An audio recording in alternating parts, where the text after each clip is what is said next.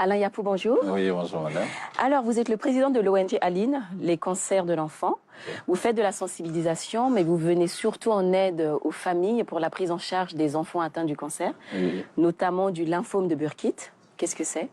Oui, enfin, le lymphome c'est un cancer de sang, au même titre que la leucémie, mais lui, il attaque un peu le système lymphatique et puis les ganglions.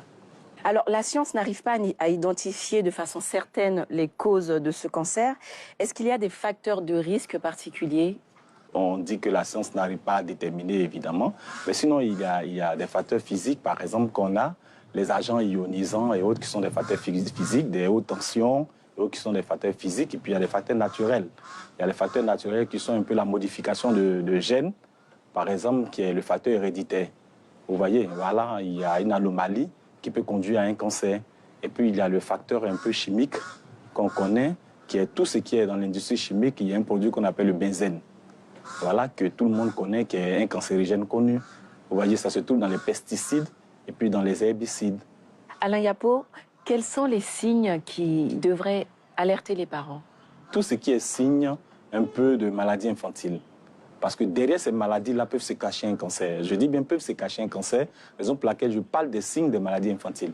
Une boule apparaît au niveau de la joue et après, cette même boule peut se déplacer au niveau peut-être du cou. Après, cette boule peut se déplacer au niveau des aisselles. La boule peut se déplacer même au niveau de la cuisse.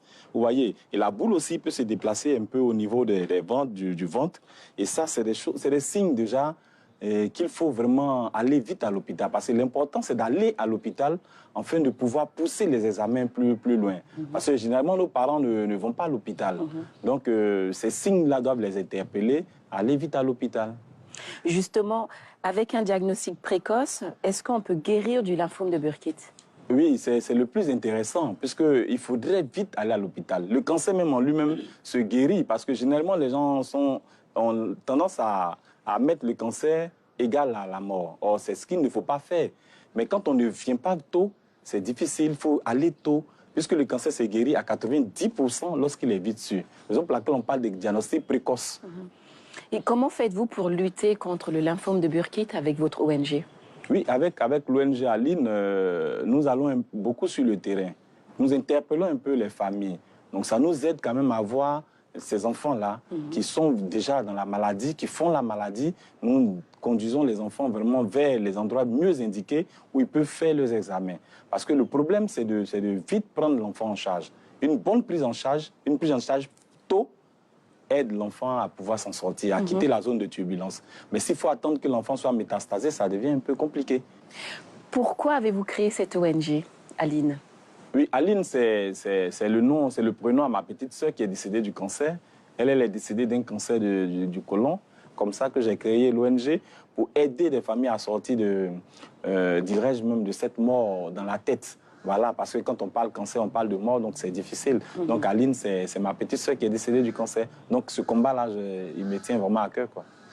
Si vous aviez un message à faire passer aux parents qui nous regardent, quel serait-il? Bien, il faut dire aux parents de ne pas désespérer, parce qu'il y a de l'espoir. Leur dire que voici ce qu'il faut faire, voici ce qu'il faut éviter. Par exemple, l'utilisation des produits chimiques dans les maraîchers et autres, il n'y a pas de dosage. Parce que ces parents-là ne savent pas comment les utiliser. Vous voyez, c'est eux qui travaillent, qui sont au contact de ces produits-là.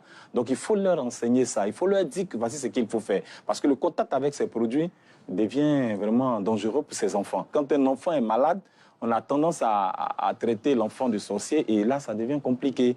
On le met hors du système de la société. Oui. L'enfant, il a besoin d'être dans la société. C'est un appel qu'on lance pour que chacun comprenne que le cancer est une maladie chronique. Nous n'avons pas encore fini avec les maladies infectieuses. Donc, avoir cette maladie chronique-là devant nous, c'est encore difficile. Voilà. Alain Yapou, merci beaucoup d'être venu sur ce plateau. Merci pour toutes ces informations. Le lymphome de Burkitt est très peu connu. Moi-même, j'ai beaucoup appris aujourd'hui. Bonne continuation avec l'ONG Aline pour ces bels hommages que vous avez rendus à votre sœur. Ok, merci beaucoup. Je vous remercie. Chers téléspectateurs, c'est la fin de ce numéro de Bonne Santé. Vous pouvez continuer de nous suivre sur notre page Facebook. N'hésitez pas à réagir ou à partager vos expériences. Et on se retrouve très très vite pour un prochain numéro de Bonne Santé.